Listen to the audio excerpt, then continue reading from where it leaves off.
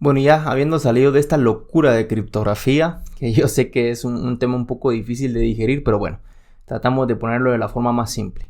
Ahora entramos a la seguridad física. Y sí, vamos a empezar por lo más sencillo, las puertas, ¿verdad? Aquí tenemos que tener en cuenta que hay diferentes tipos de puertas. Generalmente se conocen como clase 1, clase 2, clase 3 y clase 4. Y pues cada una va siendo más resistente que la anterior, ¿verdad? La clase 1 posiblemente es la residencial, la que todos tenemos en nuestras casas. La clase 2 es un poco más comercial, tal vez de repente en algún parqueo. La clase 3 pues un poco más industrial, a veces con acceso limitado, de repente donde tenemos camiones de carga y descarga. Y luego la clase 4 que es pues acceso restringido, de repente prisiones, aeropuertos, temas de gubernamentales, etcétera, etcétera, ¿verdad? Aquí no hay mucho que decir más que las puertas muchas veces dan una falsa sensación de seguridad. ¿Por qué? Porque muchas veces ponemos una clase 3 o clase 4 incluso en algún data center que tiene información muy sensible. Sin embargo lo ponemos en un lugar donde tiene piso falso, porque hay tuberías que pasan por abajo, o tienen cielo falso, ¿verdad? Que nosotros podemos inclusive solo saltar la puerta y por el cielo falso pues meternos al data center. Entonces aquí las puertas, si bien son esenciales para el tema de seguridad física o seguridad perimetral, a veces dan una falsa sensación de confianza, y entonces hay que tener mucho ojo aquí, ¿verdad? Luego tenemos el CCTV, que es el circuito cerrado de cámaras, ¿verdad? De monitoreo. Y aquí básicamente tenemos dos piezas clave para elegir nuestro CCTV correcto, que es la profundidad del campo que vamos a grabar, ¿verdad? Entonces aquí tenemos que tener un CCTV específico para la profundidad de campo, porque, ojo, no es solo decir, bueno, voy a ir a comprar un CCTV y el más barato o el que se conecte a internet o el que yo pueda monitorear desde mi teléfono. Hay que tener en cuenta la profundidad del campo y básicamente la vista que vamos a tener, ¿verdad? Es decir, vamos a estar grabando tal vez en un área oscura, en un área muy clara, o necesitamos que sea alta definición, o simplemente que abarque más espacio, que no sea tan alta definición, pero sí que abarque más espacio. Tenemos que tomar en cuenta eso también para elegir un CCTV correcto. Obviamente esto es algo que no todas las personas en seguridad van a saber, o todos los profesionales en seguridad van a saber, pero sí que nos podemos apoyar con algún ingeniero de este tipo para que nos pueda dar una guianza, ¿verdad? Para poder elegir el mejor CCTV para nuestras necesidades. Y bueno, después tenemos los candados, que ojo que esto no es nada del otro mundo y nada que sea pues... no estamos tratando de inventar el agua azucarada, solo estamos dándoles guianza de qué hay que tener en cuenta, ¿verdad? Recuérdense que la analogía para seguridad física como para seguridad lógica o seguridad técnica es exactamente la misma. Tenemos que poner capas, ¿verdad? Si bien podemos poner una puerta, de repente antes de eso podríamos haber puesto un candado, y de repente antes de eso una monitorización para que de repente antes de tan siquiera el atacante llegara a la puerta, pues lo hubiéramos podido monitorear y llamar a las fuerzas policiales, ¿verdad? De nuestro país. Y bueno, aquí estamos buscando otra vez defensa en lo profundo, ¿verdad?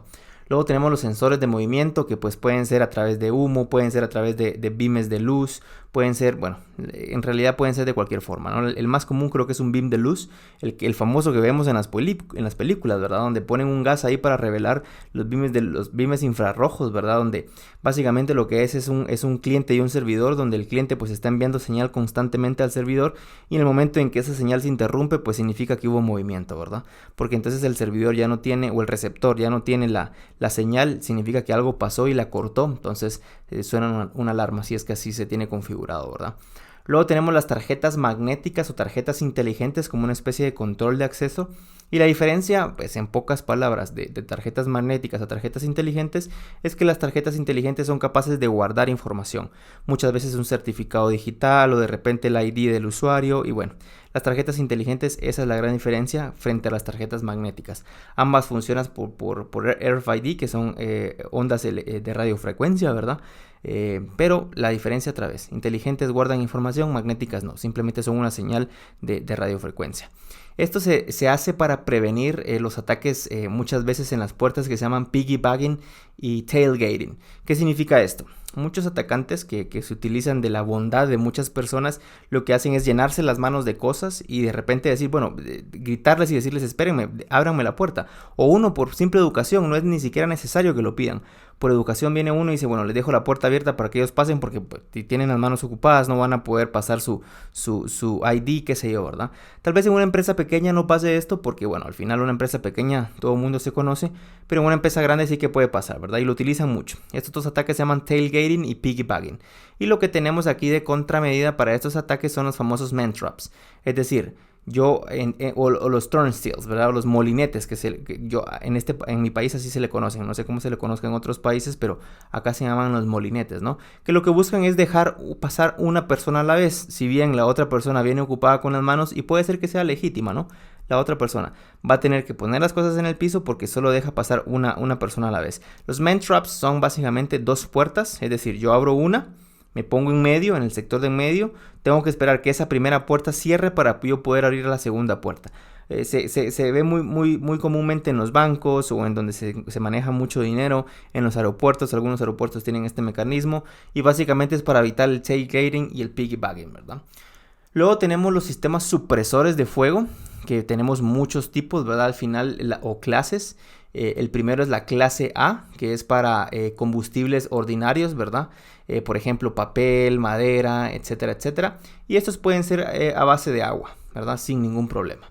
Luego tenemos la clase B, que son líquidos ya un poco más inflamables, digámoslo así, como gases, gasolina, etcétera, etcétera. Y aquí podemos utilizar soda ácida o halon, ¿verdad? O CO2, cualquier tipo de CO2 o cualquier tipo de gas, ¿verdad? Luego tenemos los clases C, que son equipo eléctrico, posiblemente un data center. Y aquí, pues como se podrán imaginar, utilizar agua no tiene mucho sentido y mucho menos soda ácida, ¿no? Podríamos utilizar halon o CO2 o pues cualquier sustituto de gas inerte como tal. Luego tenemos la clase D, de dedo, ¿verdad? Donde son metales combustibles como por ejemplo el cobre, podría ser. Y aquí lo que utilizamos son polvos secos, ¿verdad? Recuerden que estamos hablando tipos de supresiones de fuego.